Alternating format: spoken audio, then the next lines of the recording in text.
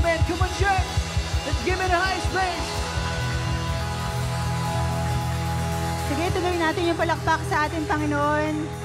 Come on. Mga kabataan ng TGSM, come on. Yung pinakamalakas na palakpak ng papuri, pasasalamat sa ating Diyos. Father, patuloy po, Panginoon, sa amin pong paglapit sa inyo ng sama-sama. Sa hapong ito, patuloy po na dinedeclare nga po namin that you alone, kayo po yung Panginoong Jesus na amin pong i-declare over our situations, sa lahat ng pangyayari, sa aming mga pamilya, sa aming pong mga buhay, at sa kabuuan ng iglesyang ito. Panginoon, patuloy po, encounter us, Father, today, ang bawat isa, Panginoon. Whatever situation, whatever circumstances we're in, kahit po mainit, kahit po sa panahon na ito, visit us, Lord God, in a very different way, Lord God. At patuloy po, Panginoon, maranasan ng bawat isa yung pong kapuspusan at talagang pagkilos ng inyong pong banal na Espiritu, Father God.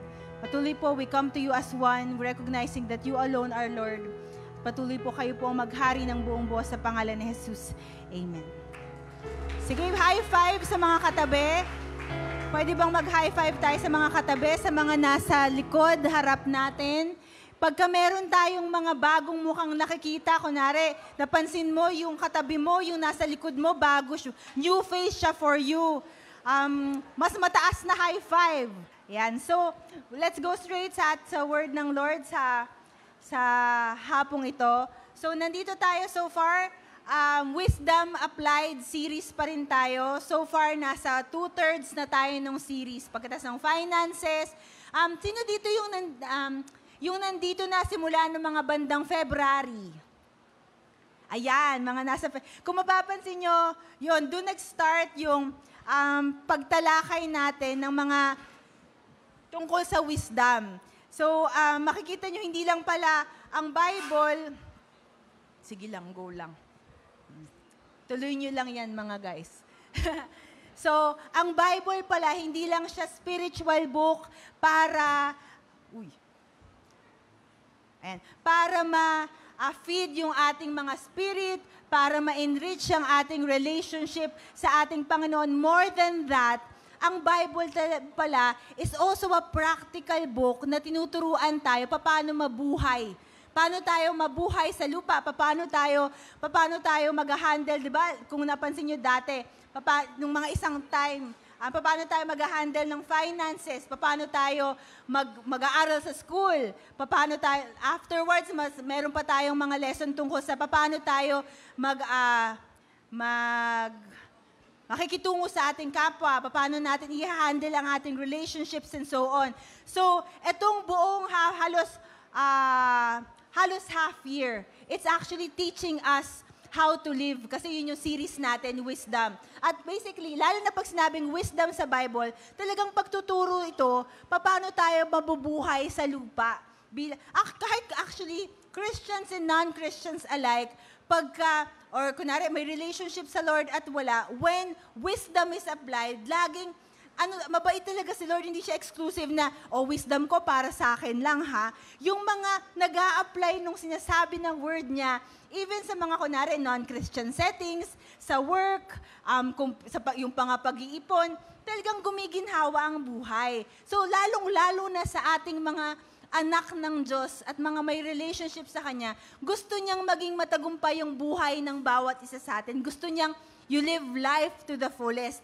Pero hindi sa definition ng mundo, kundi sa definition niya, yung life to the fullest na ang impact ng buhay mo, hindi lang sa, kunwari sa 70, 80, 90 years ng life mo dito sa lupa, kundi hanggang eternity, tapos meron ka pang maipapamana sa next generation. Ganong klaseng life to the fullest ang gusto ng Lord sa bawat isa sa inyo. At mangyayari yon, maganda nga mag-start na tayo ngayong bata pa lang tayo na mag-apply ng wisdom. Sa paggawa natin nito, pag-apply natin ng mga natututunan natin, especially this half year, I assure you mga kapatid, talagang iba yung gagawin ng Lord in the next years of your life. Apply lang ng apply. Sabi mo nga sa katabi mo, apply mo lang.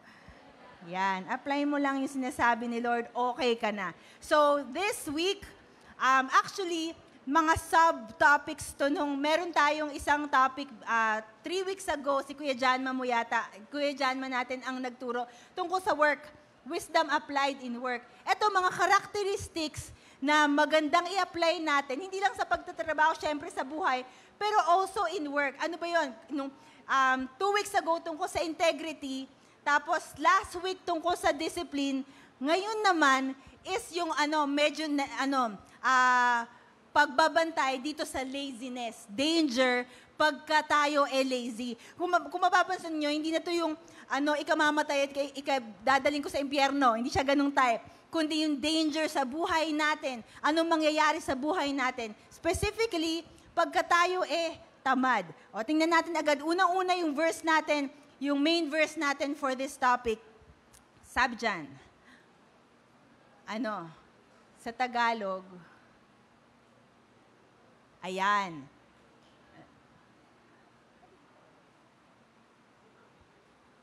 Ayan, so sabi dyan, kayong mga tamad,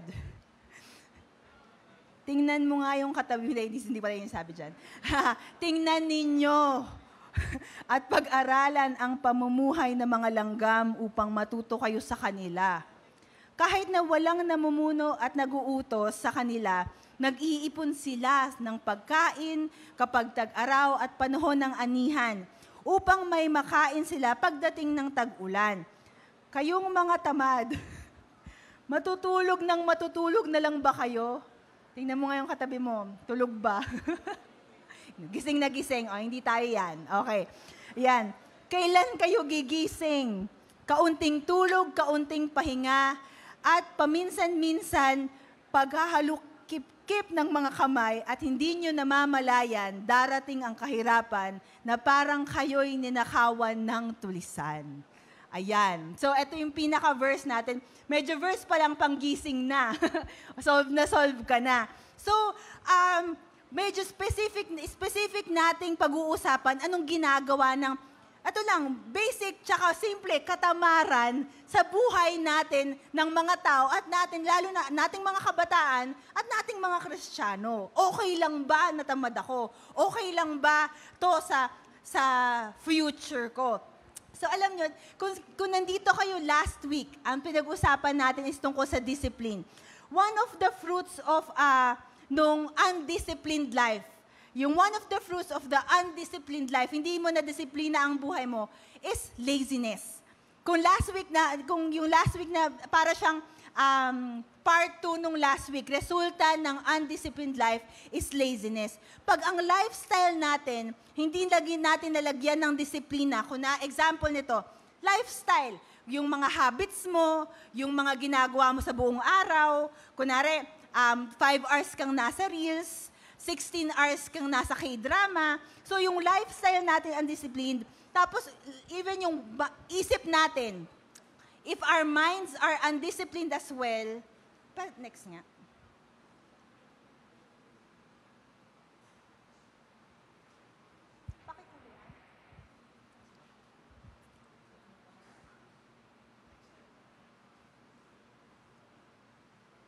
Wait lang.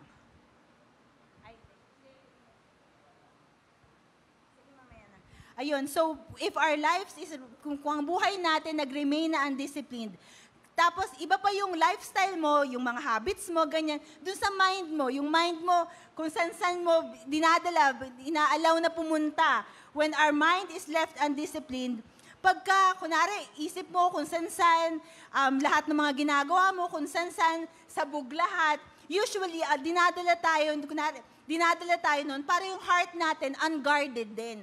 Actually, sinabi sa Bible na guard your hearts, hindi siya mangyayari unless disciplined din tayo. So, pag walang disiplina, yung heart natin unguarded, tas ang dadalhin tayo nun sa kung san-san sa buhay natin. At isa sa mga resulta ng unguarded heart, tsaka undisciplined life, laziness. Mamaya tutukuyin natin bakit laziness ay isang resulta ng undisciplined lifestyle. Tingnan ko na sa Proverbs 25:28. Ano sinabi dyan? Ang taong walang pagpipigil sa sarili, undisciplined. Hindi kayang ikontrol ang sarili, sabi dito, ang taong walang pagpipigil sa sarili ay madaling bumagsak gaya ng isang bayan na walang pader. Kumbaga sa English, a man without self-control or a man without self-discipline is like a city broken into and left without walls. Alam niyo noong araw, yung mga ages ago, thousands of years ago, ang nagdadala para hindi atakihin ang mga bayan is walls. Pagka broken ang walls, parang ang sinasabi doon sa mga kabilang bayan at kabilang bansa, ay pwede ko to atakihin kasi madali ko tong matatalo kasi wala silang walls. Ganun daw ang buhay nating tao pagka tayo hindi disiplinado.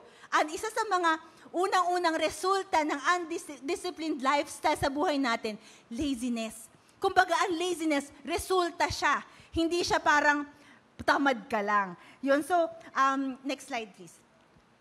Sa ating walk with Christ, actually, no spiritual person na mahal ang Lord at namumuhay para sa Lord wants to be lazy. Ano yung sabihin nito? No person na, kunwari pag mahal mo si Lord, hindi mo ever sasabihin na, ano bang, ang lagi mong iniisip, Lord, ano bang pwede kong gawin? Napansin niyo ba yun sa atin? Parang lagi kang, Lord, ano bang magagawa ko para sa'yo? Ano pang maipaglilingkod ko, Panginoon? No spiritual person who loves and lives for the Lord wants or pursues to be lazy. Ganyan. So, ang pagkatayo ay nagiging lazy. Iba yung kunwari, pagod ka, tas tinamad ka ngayon, dun sa tamad ka talaga. So, yung kunwari, yung katamaran, katamaran, kumbaga, ano yun? Sign yun ng medyo lamat, kumbaga, sa relationship natin sa Lord.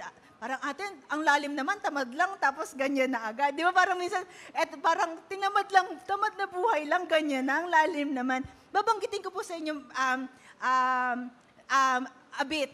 Ano ba to? Bakit dangerous ang laziness? Ang laziness, resulta siya of many things na nangyayari sa buhay, sa loob mo. Hindi ka lang tamad, kasi tamad ka, nagets nyo? Yung kunwari, hindi kumikilos. Minsan nakala natin, wala, tamad lang kasi. Actually, ang katamaran, resulta of many things happening on the inside. Kailangan, minsan kasi, natanong nyo na ba sa sarili nyo, ba't nga ba hindi ako productive? Ba't ba lagi na lang ako talo sa buhay? Bakit ba, parang ang dami kong gustong mangyari, walang nangyayari. Bakit parang unsatisfied ako? Ang dami kong, yung ganon, alam mong may plano ang Diyos sa'yo, alam mong may pangarap ang Diyos sa'yo, alam mong may tawag si Lord sa'yo, bakit parang hindi mangyari? Parang ang layo-layo ko doon. Yun, so why do I feel sad? Bakit ang lungkot ko? Bakit parang paikot-ikot na lang ako, parang walang saysay ang buhay? Sometimes, ang resulta ng lahat ng tanong na yon, parang ang linalabas ng buhay natin na galing dun sa mga tanong na yon, yung kung hindi laziness, narinig niyo na ba yun? Demotivation. Demotivated ka. Wala kang gana. Ganyan, wala kang passion. So, usually yung mga yon, ang resulta nun, laziness. Pero deep inside, wala kang passion. Wala, demotivated ka, ganyan. Titingnan lang natin, salamat sa Google at sa AI ngayon, titingnan natin reasons why, bakit nga ba people in our generation, bakit sa generation natin today, usually tamad ang tao. Actually, alam nyo ba na ang ayoko tanggapin, pero gets ko kung bakit. Pero sinabi nila, hindi sa inyo Gen Zs, mo sa mga tao dito Gen Zs, millennial ako, ang millennials daw ang pinakatamad na generation. Gen Zs daw hindi, millennials. Millennials daw ang pinakatamad na generation. Nabanggit ko yun last week eh. So, pero hindi, bakit nga ba, saan galing tong laziness na to? So, reasons why people these days, etong panahon natin, become lazy. Unang-una, meron sabi dyan? Fear. Minsan, ang nabanggit din to ni Pastor kanina, takot, worries, fears. O kaya kunwari, hindi ka naman tamad nung una. Kaso tinry mo ng maigi, na-disappoint ka, nasaktan kang maigi kasi walang nangyari. So, wag na lang. Yung ayaw mo na gawin yung best mo, kasi nagawa mo na yung best mo, walang nangyari, wag na lang, di ba? Tatry ko pa ba ulit? So, minsan yung fear ng failure, fear ng judgment. Meron ba dito may fear ng failure? Salamat sa Diyos. Hindi, meron pala yan. Konti lang sa... So, fear, failure. Minsan, hindi naman nag-start nga na wala ka lang disiplina sa buhay. Minsan talaga, nag-start ka talagang masipag. Nag-start kang maraming pangarap. Nag-start kang maraming gustong mangyari. Hindi nga lang nangyari. So, nagkaroon yung nakakatakot. Parang takot ka na mag-fail ulit. Minsan, yung takot mag-fail, dinadala ka para mag-step back. Ayoko na mag-effort kasi baka mag-fail ako. Dinadala tayo nun para hindi tayo parang do our best. Parang sa isip-isip mo, kunwari, gagawin mo pa lang yung best mo. Ayaw mo na kasi baka mag-fail ako. So yun yung nagdadala sa'yo para to withdraw a bit. Hindi na may sabihin na wala kang ginagawa, hindi mo lang ginagawa yung best mo. Hindi mo lang ginagawa yung talagang sobrang 100% effort mo. Kasi nga, takot may takot. So yung, ang doon parang, safer to do nothing kaysa i-risk na mag-fail ako. O diba, ayoko na lang hindi na lang ako gagawa kaysa may gawin ako tapos wala pa lang mangyayari kasi masakit yun. So una yun, fear of failure, worries, disappointments. Pangalawa, lalo na sa ating social media generation at saka technology generation, ang word na to, overstimulation. Lagi ko na ito naririnig ngayon, overstimulation ng brain cells natin. Ano sabihin na overstimulated ka? Kunwari, na-exam ko to last week, yung sa Reels, di ba? Yung swipe ka lang ng swipe, tapos ang dami mo nang nakikita, sa isang oras mo, sabihin natin, 100 Reels, 100 storya na yung napasadahan mo kasi sobrang daming Reels na yon. Dati sa isang oras mo, 2 news lang. Ngayon sa isang oras mo, sobrang dami mo nang nakitang information. Sobrang daming buhay ng mga kaibigan mo. Stories nga lang, 30 seconds lang, di ba? So, yung nakita mo na buong buhay ng lahat ng tao. So, dahil doon, parang pasok yun ang pasok sa brain mo. Dadalhin ka nun para mag-compare, dadalhin ka nun para mainggit, dadalhin ka nun para makita ang saya nun, dadalhin ka nun para malungkot. Sa isang oras na yun, ang dami mo nang naramdaman. So, 1 hour pa lang, exhausted ka na, exhausted na yung emotions mo. Kasi ang dami mo nang naramdaman, ang dami mo nang naiisip. Tapos minsan, alam niyo yung ganong fast-paced lifestyle natin, pwede talaga siya mag-lead sa mental health issues. As simple as this, yung mga depression, anxiety, ADHD, trauma, etc.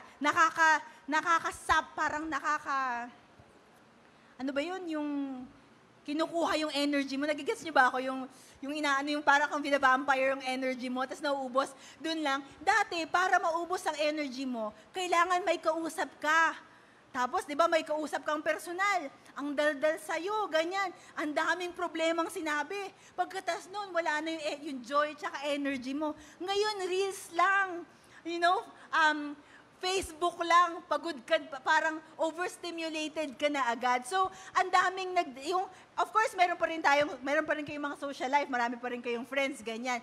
Pero yung combination ng mga yon na nagdadala sa atin para pagtapos ng araw, pagod na yung utak mo, parang restless ka na. So, isa pa yon.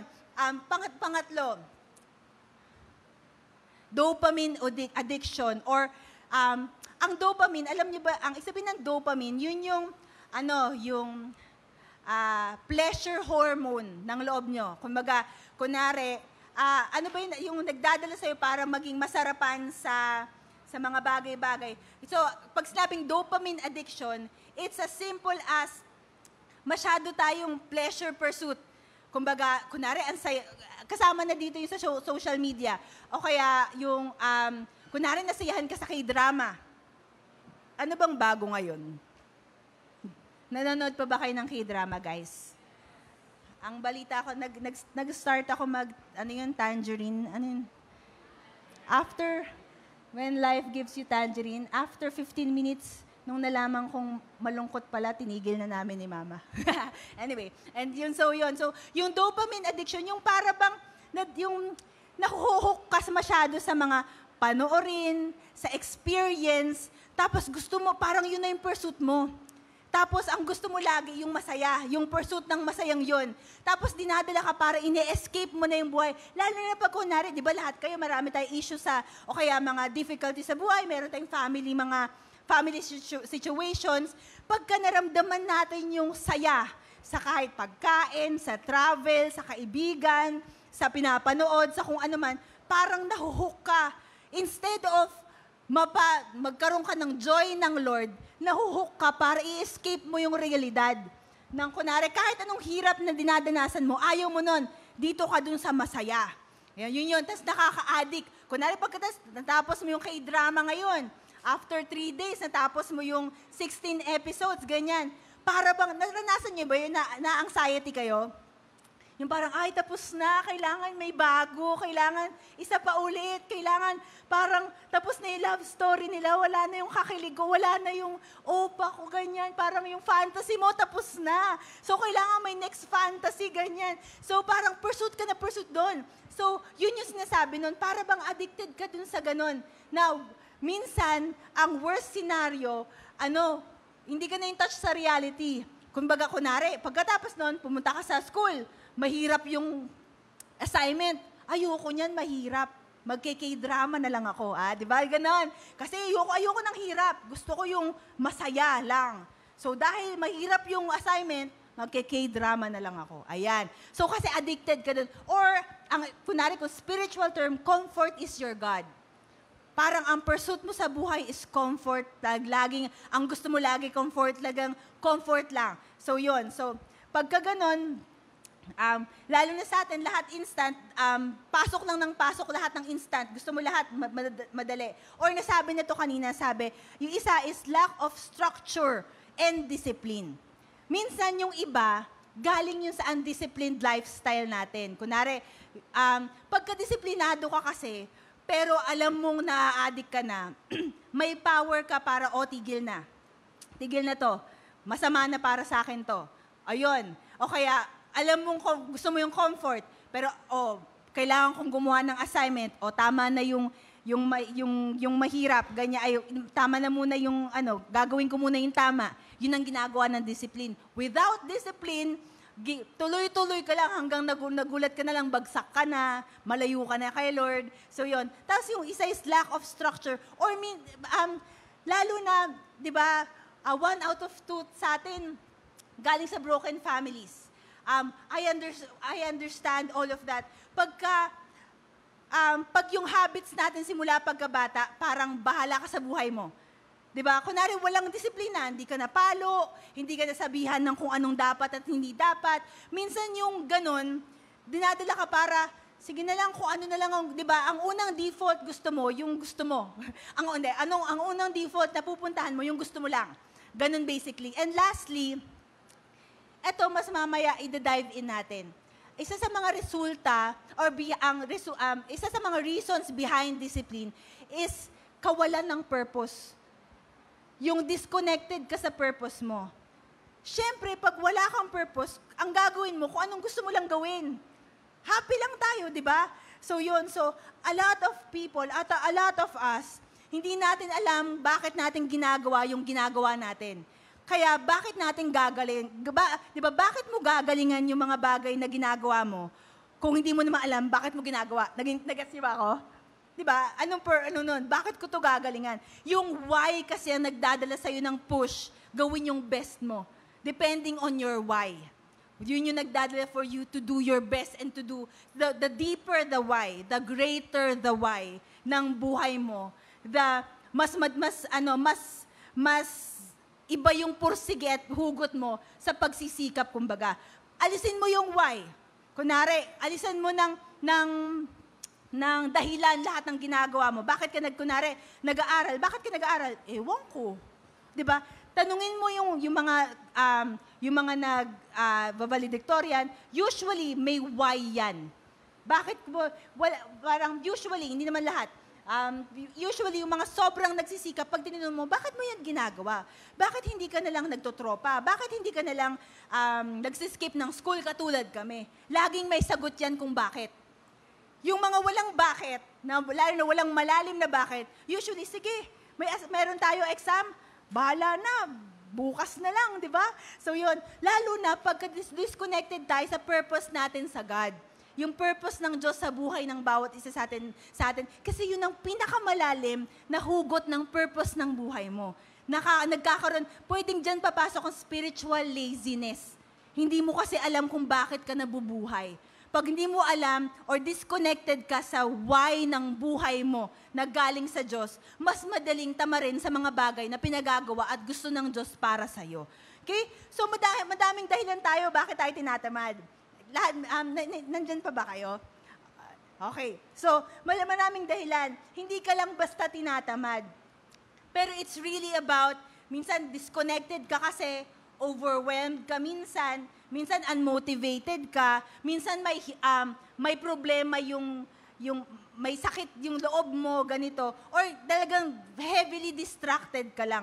Pero kahit paanong mangyari, talagang, yun nga, you are not just lazy. Merong dahilan yan. Pero kahit paano mangyari, next slide, you can't be lazy. Whatever reason, kung bakit tayo demotivated at distracted at kung ano-ano lang ginagawa, you can't be lazy. Why? Kasi may plano ang Diyos para sa inyo. O kaya, may plano ang Diyos, kasama ka doon. Iba kasi yung parang sa'yo lang. God has a great plan. Kasama ka doon. Kasama tayo doon. Pagka tayo, kunwari pag tayo nag-back off doon, parang tayo lumalabas sa plano ng Diyos. Pagka tayo parang natanggalan ng why, na-distract tayo, na nadala tayo ng mga bagay-bagay, kaya tayo tamad, natatanggal tayo dun sa plano ng Diyos. Pero He wants us there. Gusto niya nasa sentro ka ng plano niya. Kaya sinabi dyan, hindi pwede, wag mong hayaan ang sarili mo na tinatamad ka lang. So, hindi porket may rason ang katamaran natin, okay lang. Gets kung may rason, minsan valid. Minsan, nahihirapan tayo. Minsan depressed tayo, anxious tayo. Minsan, bigat na bigat ang loob natin. Pero okay lang ba sa inyo? Na sige, ganyan, so nagpapadala ka, pero natatanggal ka sa plano ng Diyos dahil marami kang pinagdadaanan? Di ba hindi? Magre-regret tayo pagka ganon. Eventually, ikasasakit ng loob natin lalo pagka ngayon tamad ka, may pinagdadaanan ka, kaya ka tinatamad, kaya ka demotivated, kaya ka ayaw mo kumilos ng ano. Pero kunwari, tinuloy-tuloy mo yan buong buhay mo. Tinuloy-tuloy mong tamarin, ganito. Magugulat ka na lang, akala mo kahit tinatamad ka, nandun ka pa rin sa sentro ng plano ng Diyos. Wala na pala. Ang laki ng ang laziness, ganun yung ginagawa. Parang unti-unti kang dinidrift away. Ganyan. Okay? So, very quickly, tingnan natin yung mga dahilan. Bakit nakakatakot na ialaw ang sarili natin na tamarin lang tayo or ma-demotivate tayo. Ito, nabanggit natin to, babanggitin ko lang ulit this week. Una, disqualification. Nabanggit natin to last week. May price ang bawat isa sa atin sa dulo ng buhay natin. Depende ang price sa lahat ng ginawa mo. Kumbaga, kunwari, kung ang 70, 80, 90 years of your life is like, sa mata ng Lord, 24 hours lang yun. Kunwari, ang 24 hours lang yun, ano gagawin mo sa buhay mo? Kung sa dulo nun, ang laki ng reward para sa'yo. Kasi ganun sa Lord, there's a prize waiting sa mga taong gagawin ng lahat. Ang Lord, hindi siya favorite. O sige, kunwari favorite ng Lord ako. Tapos wala akong ginawa. Sa dulo, sige, may prize ka na din kasi favorite kita. Hindi ganun ng Lord. He does not favor anyone. Ganyan. Mahal niya tayong lahat, hindi nawawala yon. Mahal niya tayong lahat. Pero He does not favor somebody over someone else. Yung gagawa at kikilos, mayroong parang rewarder ang Lord, pero ire-reward niya yung mga karapat-dapat ng reward.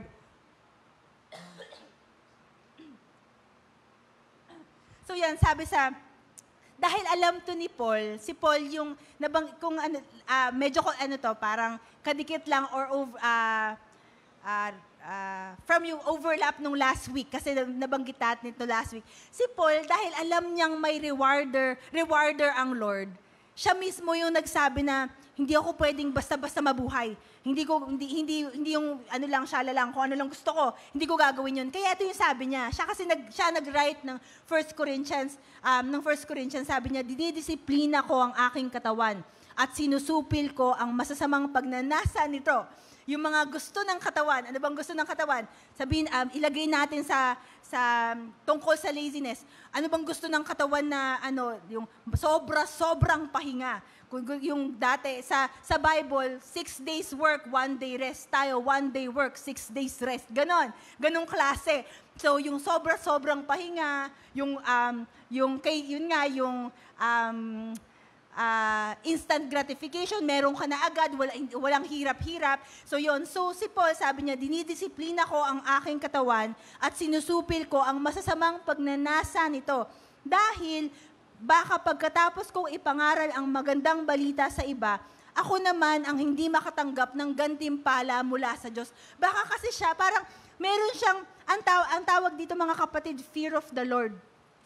Yung fear of the Lord, yung naglalagay sa kanya ng boundary na baka ma-disqualify ako, kaya titinuan ko. Nagigets niyo ba ako? Yung ganon. Ang Lord, tutulungan ka. Pero nandun na magbabantay ka, na gagawin mo yung kalugod-lugod sa Lord. Kasi pag di ka nagbantay, baka ma-disqualify ako. Biro mo, si Paul na ang nagsabi nito. Sa English, babasahin ko lang din sa English, sa TPT version, sabi, for that reason, I don't run just for exercise.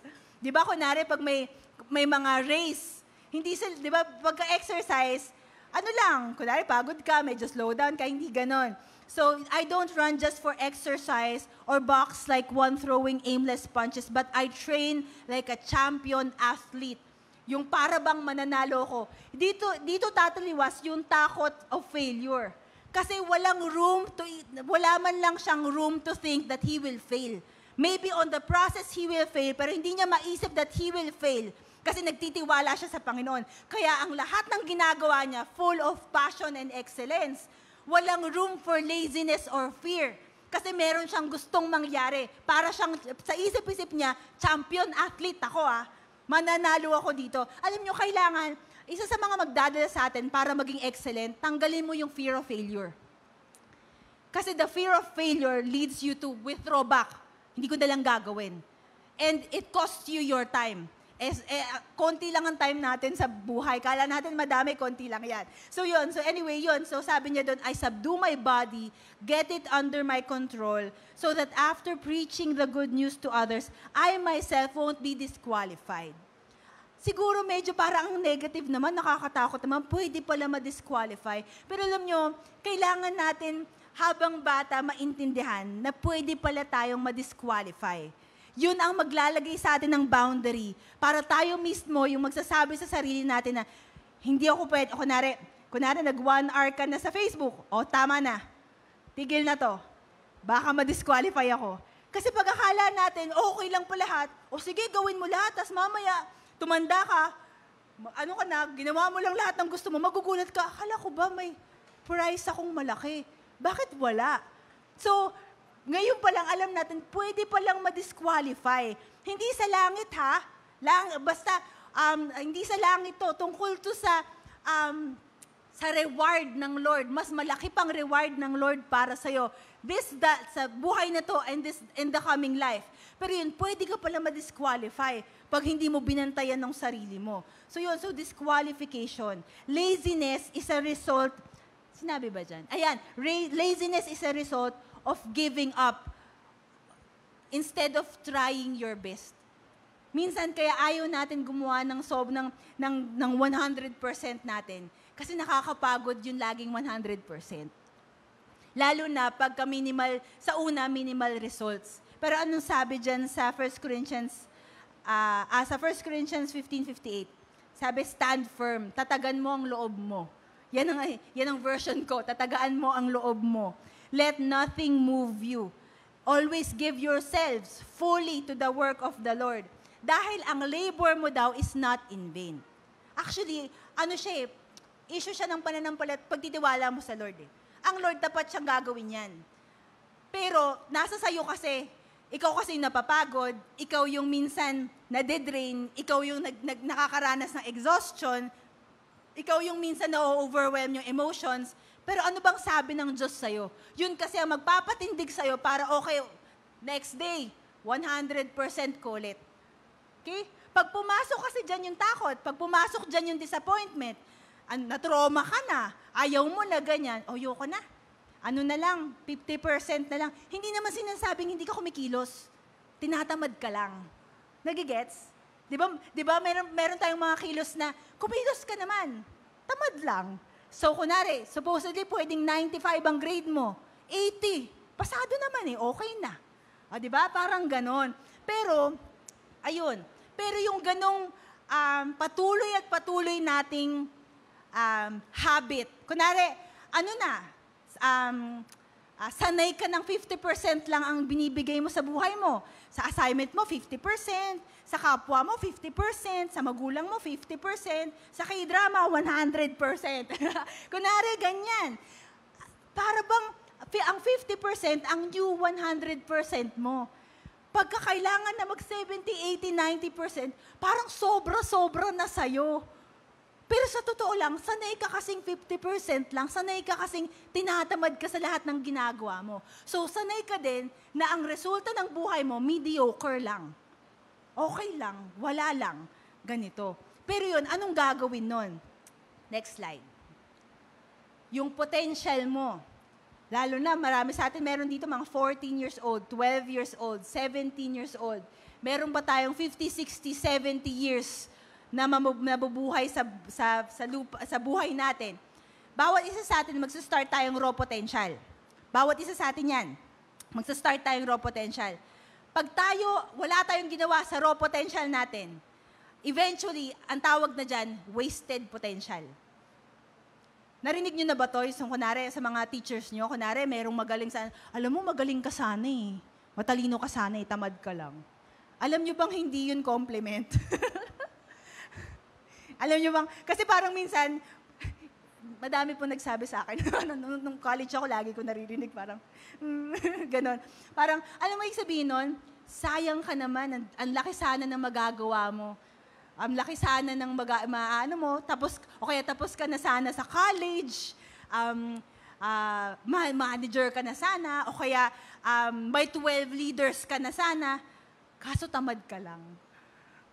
Yun yung parang sinasabi nun. Nung bata ko, kinukuha, syempre, selective hearing tayo. So, ang kinukuha ko lang doon, matalino kasi ako. Pero alam niyo, hindi yun compliment. Sinasayang natin yung buhay natin. Yung raw potential mo, ang dami mo sanang magagawa. Kaso from raw potential, after 10, 20 years, wasted potential na. Kunwari, lahat kayo may talents, lahat kayo may ideas, lahat kayo, alam niyo, may mga raw na dreams ang Lord sa buhay ng bawat isa. Laging undeveloped yan. Hanggang dyan na lang yan. The longer na ina-avoid nating kumilos according sa meron tayo, the longer na hindi mo ginagamit yung pwedeng kakayanan mo, the longer, parang the greater bumababa yung self-esteem mo. Noon, meron ka talaga, kunwari may boses ka, yun na lang. Pero hindi refine. Hindi mo nga, kunwari, 16, merong nagsabi sa'yo, nung 16 years old ka na, uy, may maayos boses mo Tapos, nasa tono, nasa beat, ganyan. After 10 years, wala kang ginawa. At 25, tanggap mo na hindi ko talent yan. Bakit? Kasi, actually sa mga Pilipino, merong isang kanta lang magaling na, meron talaga mga ganun sa atin. Pero, hindi lahat ganun. Maraming mga potential natin, kailangan ng pagsisikap para maging magaling. Hindi lahat magaling agad. Huwag natin, but yung maraming mga magaling, akala natin magaling agad, nagpa-practice lang, hindi mo nakikita. Ganun kasi. May ginagawa lang. O kaya kunwari sa Lord, maraming mga anointed ang Lord, maraming mga tawag ang Lord. Akala mo, kasi special sila kay Lord. Hindi actually yun. Hindi mo alam yung 3 hours na nilalagi nila sa Lord. Hindi mo alam yung mga dininay nilang buhay para sa Lord. We never know. Sometimes, ang tinitingnan natin, celebrate kasi natin, yung ginagawa ng mga tao, nakita lang. Pero we don't know the story behind everything that everybody, lahat ng mga nagsisikap yung ginagawa. Lahat kayo, ito ang kailangan nating ito lang ang kailangan yung tanggapin. Lahat tayo may potential. Lahat kayo may linagay ang Lord sa buhay nyo, something na magagamit na special talaga. Pero with laziness, pagka kadikit ang katamaran, wasted potential lang siya. Okay? So yun nga, magpo-produce yun, yung parang laging mababa ang tingin mo sa sarili mo. Kasi kala natin, ang pagsisikap, wala lang. Pero alam niyo ba, pag masikap, tinutulungan nun yung self-esteem mong umangat ng umangat. Sa baba ng paraan, pag sikap ka ng sikap, dun ka nagkakaroon ng magandang grade. Pagka nakuha mo yung magandang grade, doon mo marirealize na, ay, kaya ko pala. Kasi nagkaroon ka ng magandang grade. Minsan, bumabagsak ka, minsan bumababa yung grade mo. Pero hindi ka nagtumitigil sa pagsisikap. Nagulat ka na lang, honors ka na. Pag naging honors ka, naisip mo, ay, kaya ko pala. Ay, may talino pala ako. So, nabibuild yung self-esteem mo, yung character mo, doon sa pagsisikap mo. Pag wala kang pagsisikap, ang initial na iisipin mo ay lagi ka na bumabagsak, lagi kang mediocre lang, laging parang wala lang, lagi mo naisip, ay wala lang talaga ako. Pero in all actuality, bakit wala lang? Hindi ka kasi nagsikap. Yung pagsisikap yung magdadala sa'yo doon. Even sa Lord, ganun din. Yung pagsisikap, yung pagtsatsaga, yung pagiging masipag yung nagdadala para may mangyari sa buhay ng bawat even, kunwari mga cell leaders, hindi lahat biglang marami ng cell group. May pagsisikap, may pagpapamature, may pagdidisiplina. Okay? So, yon. Isa pa, laziness, medyo papahapyawan ko lang to. Kasi wisdom tayo eh. Ang lazy kasi, lover of pleasure. Isa sa mga definitions ng laziness, lover ka of pleasure. Gusto mo masarap lang lagi, gusto mo madali lang lagi. Ang dinadala ng laging madali, wala man lang mental training, yung brain cells mo gusto laging madali lang. Pagka ang math naging, 10 plus 10 equals 20. Pag naging 4-digit na yan, calculator na. Ayaw yung parang lahat, mentally hindi tayo na-exercise, physically ayaw natin napapawisan, ganyan-ganyan. Eventually, parang marupok yung isip mo yung ganon. So, ang laziness, dinadala tayo para, kunwari, kala mo malakas ka ngayon, pero eventually, pahina tayo ng pahina. Yung marami po sa ating mga kabataan, hindi mo pa ito nararanasan. Pero yung mga kapatid kong katulad kong mga nasa 30s na, yung mga tuhod natin, nakikita nyo na ba ang mga nangyayari sa tuhod, sa mga balikat, sa mga buto-buto, sumasakit na ba? Baka kailangan ng sumipag. Okay? Second to the last. I-emphasize ko mga kapatid yung last. Ito lang yung mga dangers ng laziness na medyo mabababaw lang, ganito. Isa yung laziness will miss opportunities. Opportunities are given to people who are excellent. Saan galing ang excellent? Ang excellent hindi sabihin magaling ka. Ang excellent hindi sabihin mababa ang loob mo, magpapatuloy ka nagsisikap. Actually, ang excellence pwede siya para nailagay ito sa pag-usapan natin to sa isang preaching. Ang excellence, siya accessible para sa lahat ng anak ng Diyos. Kasi ang excellence, linalagay ng Lord sa bawat isa sa atin, nilalagay niya? Character. Anong character? Humility. Pag mababa ang loob mo, madali kang makorek, madali kang kumilos, sinabi sa'yo maghugas ng pinggan, iigihan mo. Paghuhugas, yung lahat ng pinagagawa sa'yo, ginagawa mo ng masaya, tsaka 100%, yung habit na yon, ginagawa kang excellent nun. Hindi sabihin ng excellent, magaling ka lang. Okay? Ang excellent spirit is for the children of God. Ngayon, yun nga lang, pag mayroong laziness, ang laziness and excellence can never go together. Okay? Ang laziness, dinadala ka sa mag-procrastinate. Dinadala ka para ayaw mong mag-step up. So, kunwari may promotion na. Kunwari, announcean na ng mga cum laude, tsaka mga ganito. Kunwari, may leadership positions na. Since walang track record na ginawa natin yung kumilos tayo, we lose the opportunities given to somebody else. Okay? Lastly, dito tayo magpo-focus. Masaya pa ba kayo kahit mainit? Okay. Sige nga, yan. Laziness actually is unfaithfulness.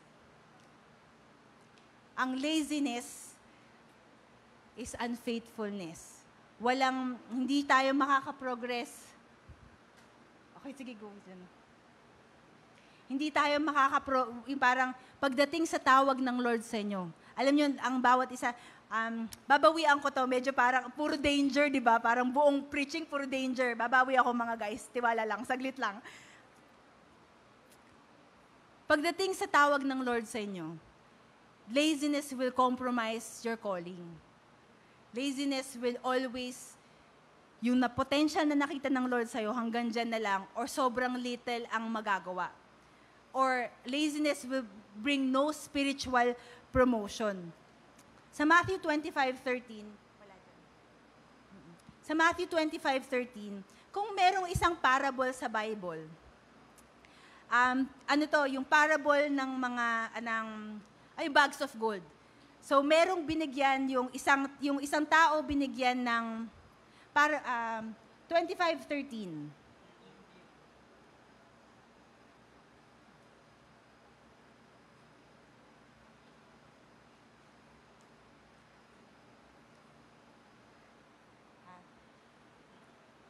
Ah, 14 to 18 muna. Dito tayo sa 14 to 18, dear. Ayan. So, merong isang parable sa Bible. Ang tawag ng parable of yung bags of gold. Merong yung isa binigyan ng 5 gold, yung isa binigyan ng 2 gold, yung isa binigyan ng 1 gold. Parang yung parable na yun, sinasabi sa Lord, ay sa kwento na to, para tong rinerelate sa buhay natin. Kumbaga, ang bawat isa sa atin, binibigyan ng Lord ng pinagkakatiwalaan niya ng buhay, ng tawag. Each of us are given something in our lives. Wala sa atin ever na walang binigay ang Diyos. Meron yan. Merong ibinibigay ang Diyos sa atin according sa tawag niya, tsaka abilidad natin sa buhay.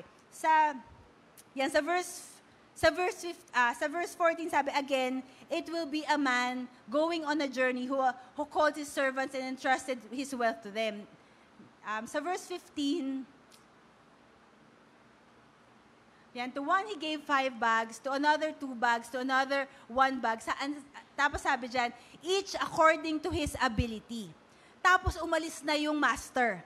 Parang si Jesus, nung pinanganak ka sa mundo na to, may binigay sa yung buhay. Nandyan na lahat ng capacity, tawag mo, lahat ng mapapamuhay mo, nandyan na lahat.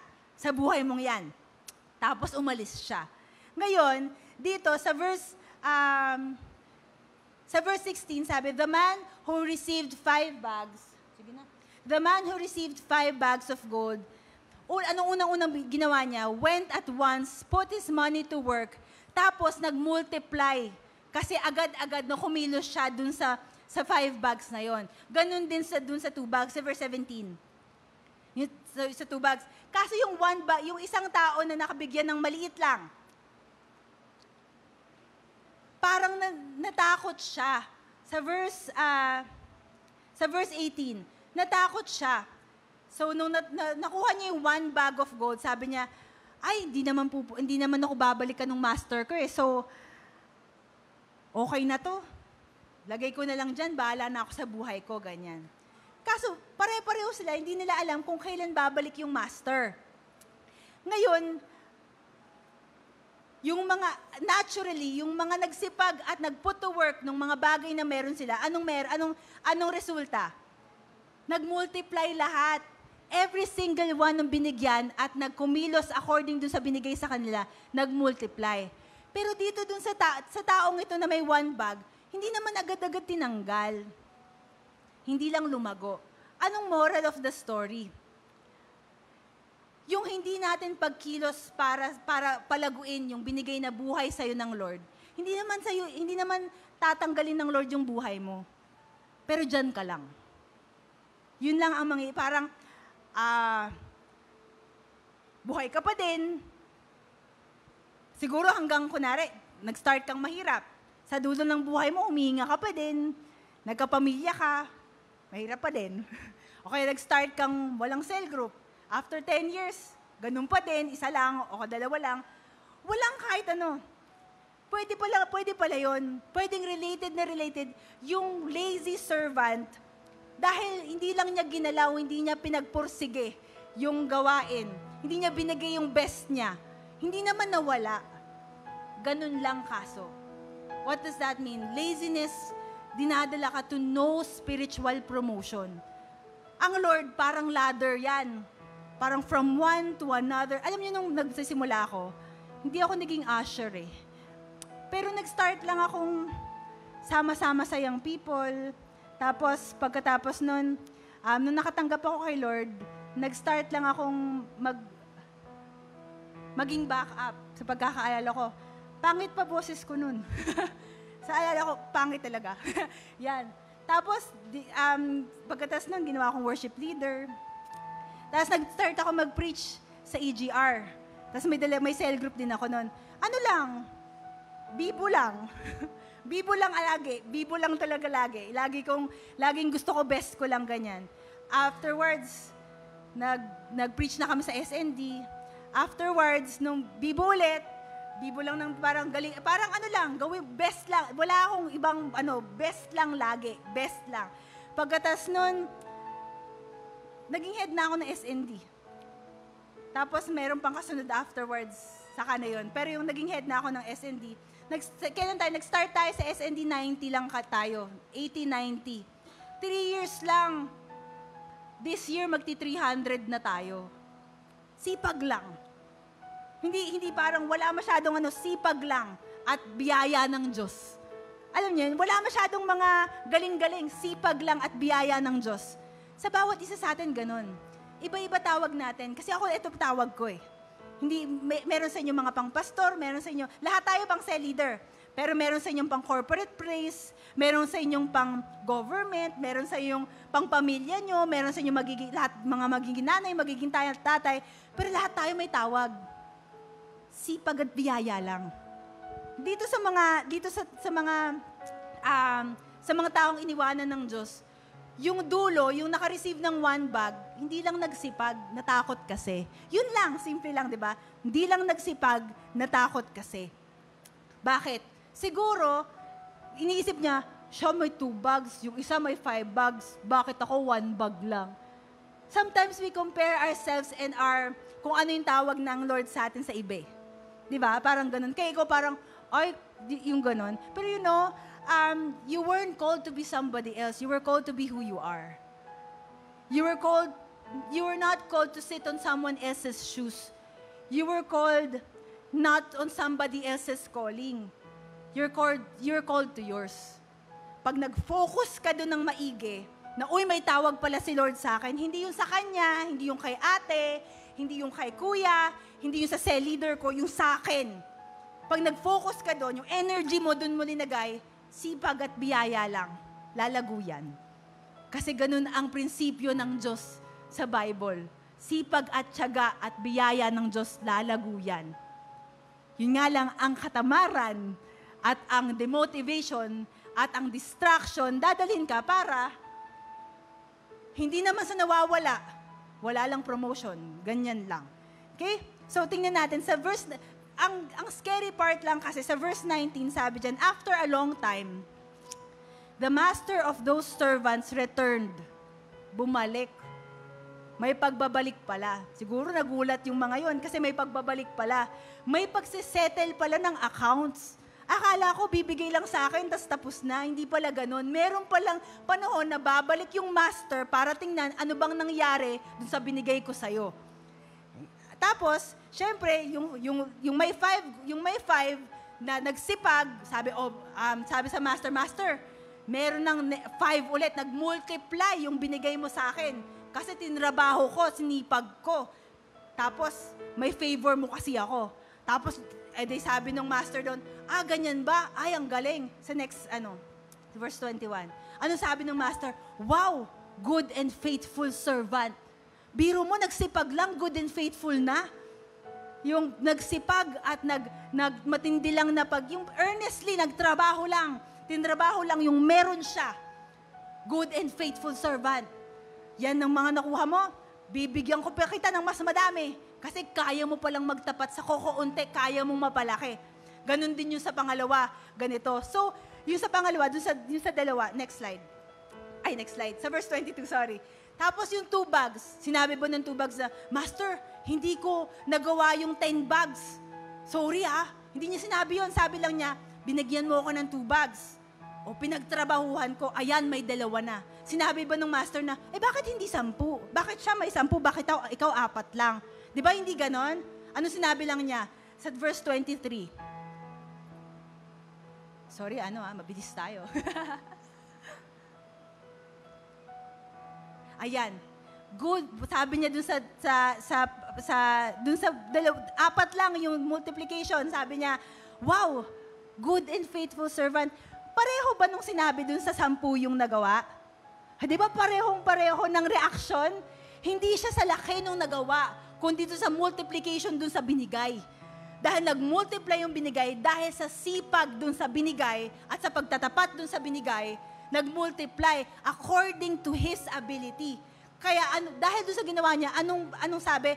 Good and faithful servant. Dahil lang sa ginawa niya. Hindi dahil sa ginawa ng isang kapatid, dun sa ginawa niya. Pero paano yung isa na may maliit na portion na tinanggap sa verse 24? Yung naka-receive ng 1 bag of gold. Ewan ko kung anong iniisip niya nito, pero parang siguro na-compare niya yung sarili niya dun sa iba. Siguro, yun nga, sabi dyan, natakot siya kasi baka walang mangyari. Pero sabi niya, I knew that you are a hard man, harvesting where you have not sown. Sa verse 25. I was afraid. Kaya ang ginawa ko, tinago ko na lang. Tapos, sa'yo naman yan eh. So, siguro babalikan mo, bahala ka na, bibigay ko ulit. Tapos, masama ba? Actually, question ko to nun, masama ba na tinago lang? Ibabalik ko naman yung buhay as it is. Pero nang sabi ng Lord dyan sa verse 26, hindi natuwa, you wicked and lazy servant. Alam mo naman na version ko na lang, alam mo, ibinigay ko sa'yo yan, tapos hahanapin ko sa dulo. Next slide. Next slide. 27 yan. Wala ka man lang ginawa. Ang hinahanap ng master, ano bang gagawin mo sa binigay ko? Kasi basta may ginawa ka sa binigay ko, magmumultiply. May mangyayari. Kasi binigay niya eh. Hindi yung para sa'yo, yung para sa'yo. Kasi lahat nung nauna sa kanya may nangyari, except sa kanya na walang ginawa. So yun, kaso wala siyang ginawa, yun lang ang nangyari. Pero ang pinakamasakit doon, ang tingin ng master sa kanya, you wicked and lazy servant. Anong nagtulak doon sa servant para walang gawin? Laziness.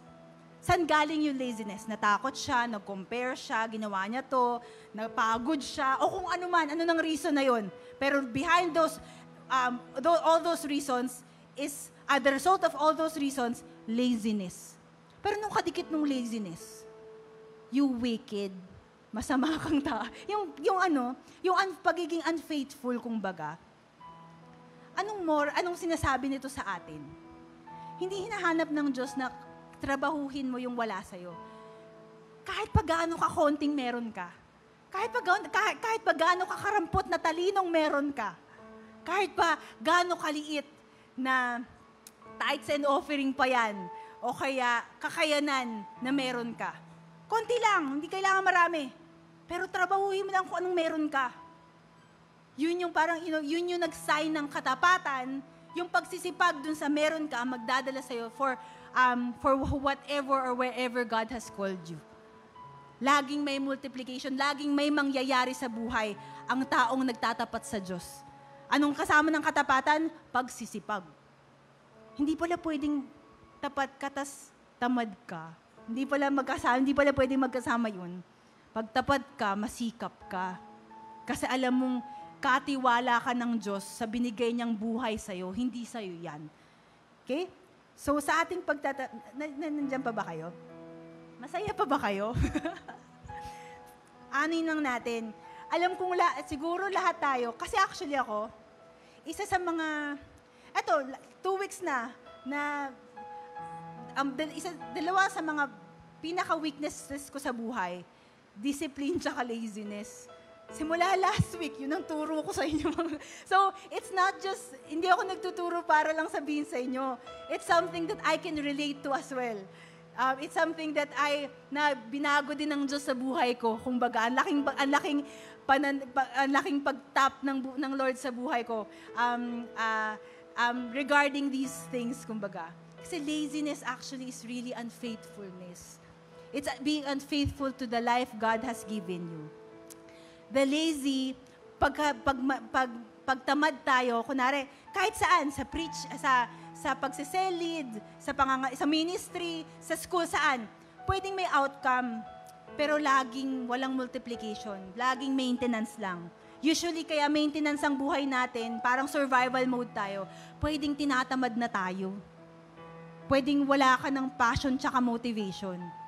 Pero yung walang passion tsaka motivation, yung mga dull na result, yung mga parang mga pangit na resulta, pag linagay mo yun sa harap ng Lord, Lord, malulugod ka ba kunwari, ang best ko, Lord, yung best na tinamad ako. Tinamad ako, pero best ko na yan, 50%. Tingin mo tatanggapin ng Diyos yun? Sa Bible, meron yan sa Bible. Si Esau, binigay yung hindi masyado best, pero may binigay. Hindi naman sinabi ng Lord na, ayoko niyan. Yun nga lang, di siya pinansin. Ganun din. Hindi naman iaano ng Lord yung mga pangit nating resulta. Yun nga lang, hindi siya nalulugod. Hindi niya sasabihin na, wow, ang galing mo. Paunlarin pa natin. Kaya mo pala eh. Kaya mo magtapat pala sa kakaunti, nagagalingan mo eh. So, paunlarin natin. Okay, hindi niya masabi. Kasi kakaunti pa lang, hindi na natin ma-manage, kumbaga. So yun, pagsisikap lang ang hinihiling ng Diyos sa atin para tayo minsan, pagsisikap na lang ang kulang sa katapatan natin sa Diyos. Naintindihan niyo yun? Can I just say that again? Nagawa mo na lahat. Nagde-devotion ka, nag-worship ka, nagpapasel ka, nagtuturo ka na. Minsan ang kulang na lang sa katapatan mo, pagsisikap. Minsan kasi, di ba, parang ginawa mo na lahat sa Lord. Pero tamad ka pati, pero mayroong slight katamaran, ganyan. Gusto mo kasi ikaw lang, gusto mo pahinga, gusto mo lahat lagi para sa'yo, wala. Minsan sikap na lang. Pag natuto tayo masikap, 100% faithful na. I'm not saying, guys, na kung umattend kayo kaninang umaga, meron tungkol dun sa rest. Hindi sabihin na namamahinga ka, tamad ka na. Kung gusto nyong matutunan yon, panoorin niyo si Pastor doon sa 9 a.m. worship. Binanggit niya yon. Yung tungkol sa ang pamamahinga, hindi naman laziness. Pero yung sobrang pamahinga, sobrang parang love mo sa pamamahinga yon. Pero what can we do now?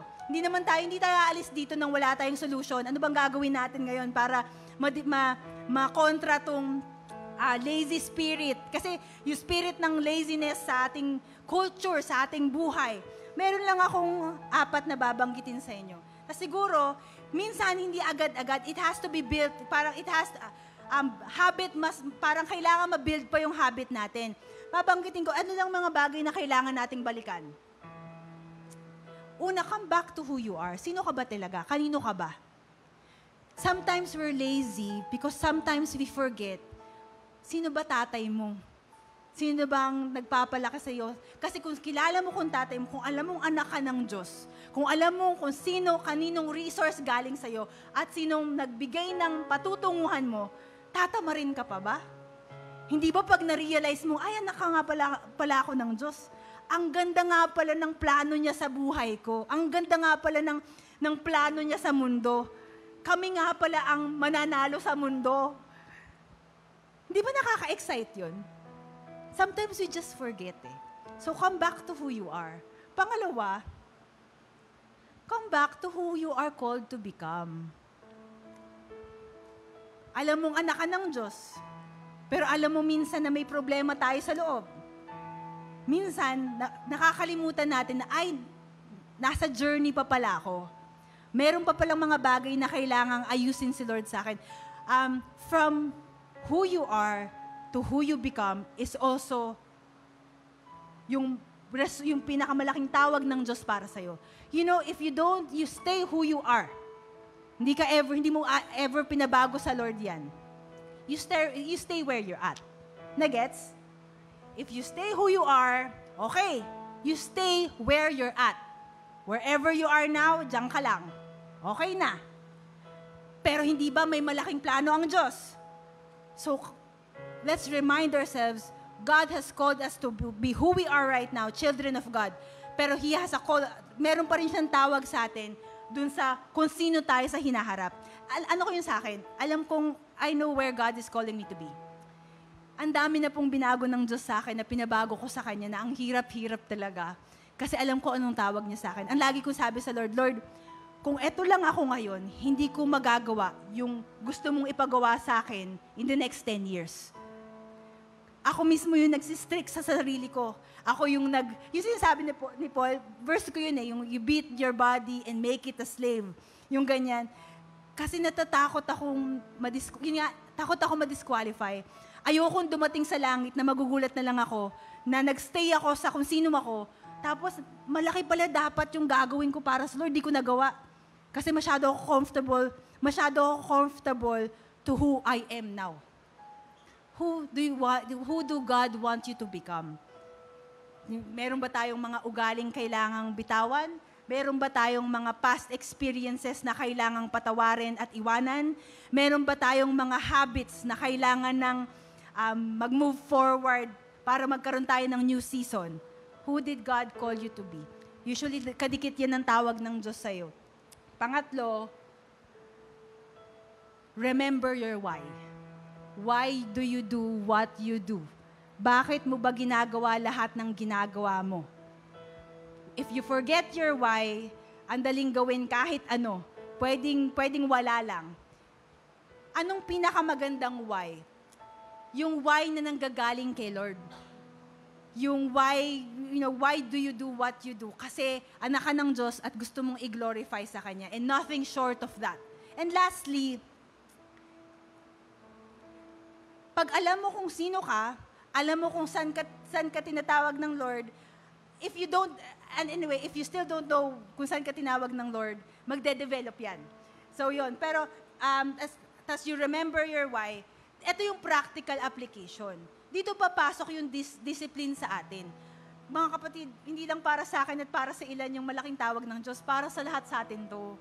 Meron talagang malaking magandang future ang Lord para sa bawat isa sa inyo. Pero, since alam na natin yun, kinaklaro ko yun sa bawat isa sa atin, eto na ang papasok ng development, pag-establish ng what? Disciplined lifestyle. Tapos, ang laging top priority is ang God, where God is your top priority. Laging at the end of the day, Matthew 6:33, seek first His kingdom and His righteousness and everything will be added to you. Kunwari, ang pinaka gusto mo mangyari, maging CEO ka ng kumpanya. Ganyan. Gusto mo mangyari yun, pwede mangyari yun. Pero above that, God is your top priority. Hindi yun ang Diyos mo.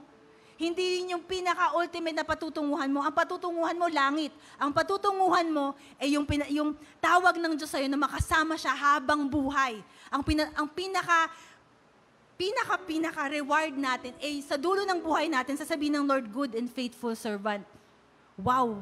Pinagtapatan mo sa buhay. Naging CEO ka, pero nagtapat ka sa akin. Good and faithful servant. If you lose God, you lose everything, mga kapatid. Kahit pa anong marating mo, you lose everything. So, remember who you are. Remember where, come back to who God calls you to become. Remember God as your why. And i-develop mo yung spiritual disciplines natin. Ako, alam mo, pinagpe-pray ko lang, Lord, ito prayer ko, especially now. Lord, kung hindi ko magawang mag-devotion at mag-pray ng umaga, paano ko yung umaga lang, ganong kasimpleng disiplina na sa umaga kayo ang una, paano ko kayo mauuna sa malalaking bagay? Kung yun lang, hindi ko pa magawa. Prayer, hindi ko yung prayer ko po yun. Parang talagang, Lord, wag mo ako dalhin sa malaki kasi I will mess that up if I can't do something as simple as this for you. Gets nyo? Develop your disciplined life where God is your top priority. God is your first reward. Ganyan. Yung sa 1 Corinthians 9:27, lastly, eto lang, ibabanggitin ko lang ulit. Bakit natin tatanggalin ng laziness? Bakit natin didisiplinahin ang sarili natin? Kasi mga kapatid, of course, anak tayo ng Diyos, pero dahil anak tayo ng Diyos, merong malaking gagawin ng Lord where we're all, kasama tayong lahat. Yun. So, masaya yung disiplina. So, hindi ito nakakatakot at hindi ito parusa sa atin. Masaya maging disiplinado kasi alam mong may patutunguhan ng buhay mo pag ginawa mo to. Anong sabi ni Paul? Dinidisiplina ko ang aking katawan at sinusupil ko ang masasamang pagnanasa nito. Dahil baka pagkatas kong maipangaral ang magandang balita sa iba, baka ako pa ang hindi makatanggap ng gantimpala mula sa Diyos. Pero siya din yung nagsabi ng, instead of sa pagdisiplina niya sa sarili niya, siya din yung nagsabi ng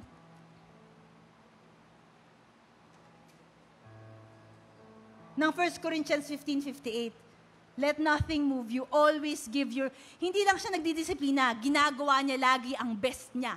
Dinidisiplina niya ang sarili niya para lagi niyang ginagawa. Nothing short, nothing less than the best, than 100% ng buhay niya. Kasi alam niya na every day of our 100% ng buhay is yung reward ng Lord. And promotion sa inyo. Everything that God has in store for you. Sa school, pag nag-work kayo, nagkapamilya kayo, it will all pay off. Mga kapatid, may natutunan po tayong lahat. Okay lang po tayo? Sige. So, yeah. So, sige, pagpipray ko po tayo. So, Father, salamat po, Panginoon, sa hapong ito na ibinigay niyo po sa amin. Salamat po, Father God, na tinatap nyo lang po yung area sa amin, yung maybe very small area ng buhay namin na patungkol sa katamaran. Maybe some of us demotivated kasi parang may hang-ups kami, may mga disappointments kami, meron pong mga takot sa loob namin, maybe takot kami mag-fail, maybe nasira yung faith namin sa inyo. Pero right now, Lord God, kung yun lahat ng yun nag-result ng laziness or demotivation sa buhay ng bawat isa sa amin, we just give it to your hand right now, Panginoon. Mawasak yung spirit ng laziness. Hindi lang namin ito winawasak, replace it with passion for God. Passion to do your will. Passion to do your work. Bigyan niyo po kami ng yung parang encourage us, Lord God, and punuin niyo po yung faith at hope namin na para bang walang room for discouragement, walang room for what ifs, walang room, Panginoon, for, yung walang room for baka mag-fail ako. We just, winawasak namin yung ganong mindset tsaka isipin sa aming sarili ngayon at linalagay po namin na dahil kayo po ang aming Panginoon at dahil kayo po ang aming Ama, yung lahat ng pagsisikap namin, kasama ang biyaya niyo po sa amin, even if at times, even if we fall short, nandun po na ang laging end is pagtatagumpay sa buhay ng bawat isa. Patatagin niyo po ang loob ng bawat isa at patuloy po mapagpala niyo po ang bawat isa at makita ng bawat isa na in everything that we do, Lord God, our labor is not in vain because you are our Lord. Salamat po sa pangalan ni Jesus. Amen.